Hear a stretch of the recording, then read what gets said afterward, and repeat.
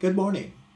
This play is called Mr. Gray's Gettysburg, and it's a two-act murder mystery.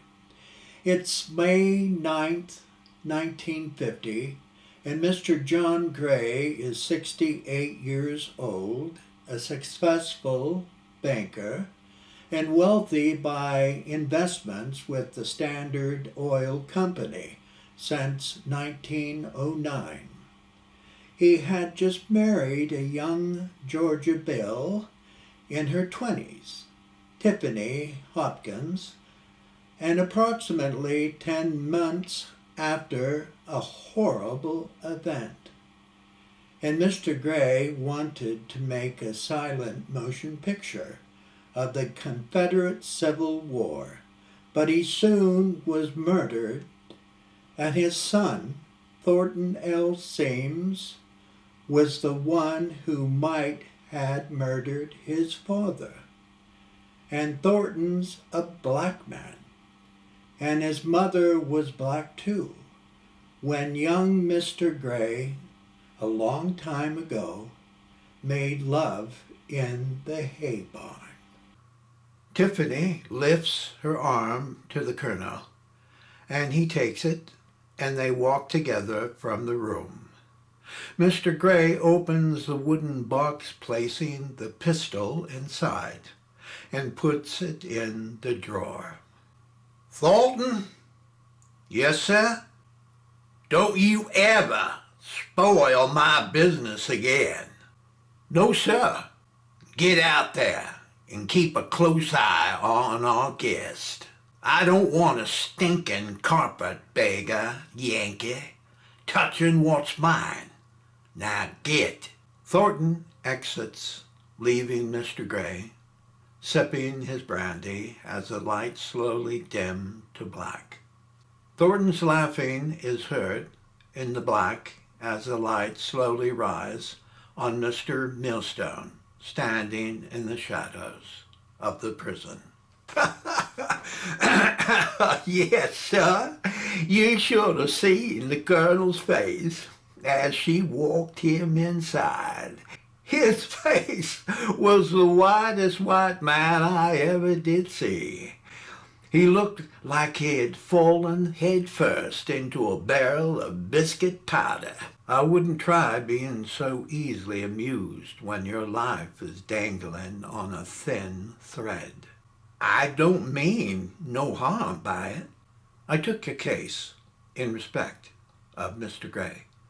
And if you're innocent, I need you sober." I'm grateful, sir.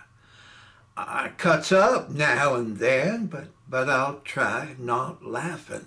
"On the eve of Mr. Gray's death, why were you seen holding a bloodied knife over his body?"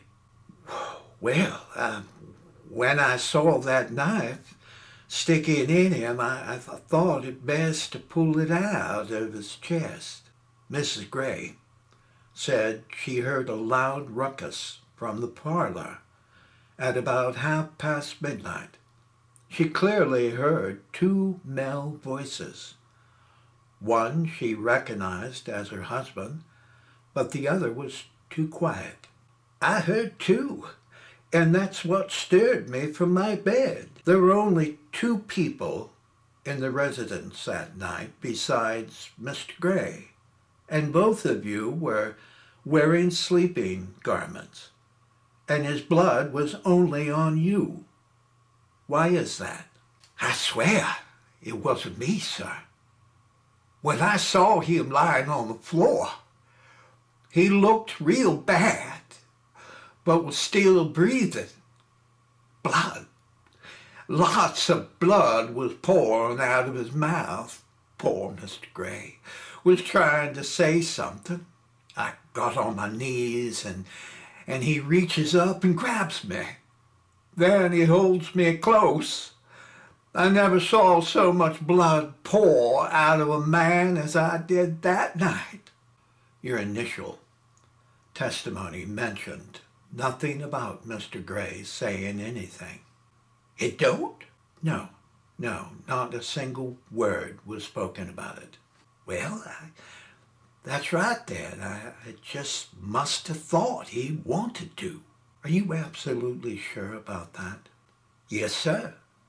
But I'll never forget his eyes.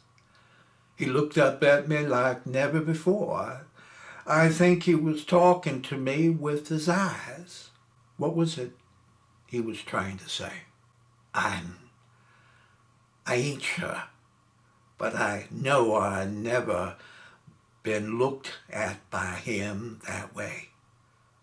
He gazed right through me and then closed his eyes.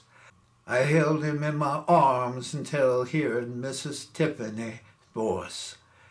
No, sir. She didn't deserve seeing him that way. Did she have any reason to murder Mr. Gray? Mrs. Tiffany? No, sir. She might be unhappy at times, but it wasn't in her nature to kill anyone. Besides, just like you said, there wasn't any blood on her. She was as clean as if stepping out of a bath. When was the last time Colonel Brubaker was in her presence? That's easy to remember. It was 2 months back at Mr. Gray's 66th birthday. That was one big night with a whole lot of people coming to show their respect. You were there? Remember? Yes, but I don't recall seeing Colonel Brubaker. He arrived later, and Mrs. Tiffany ushered him through the kitchen to the servants' quarter. Are you sure about that? Yes, sir. Nothing happens in Mr. Gray's house I don't know about. Didn't you find that unsatisfactorily peculiar? I do what I'm told and never do the telling.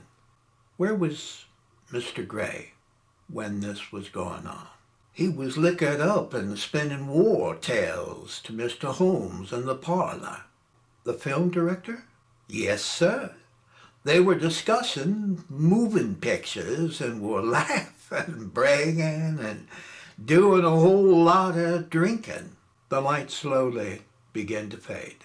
I was hoping Mr. Gray wasn't wondering where his young wife might be. I hate lying, but I wasn't about to tell him her whereabouts. Lord knows.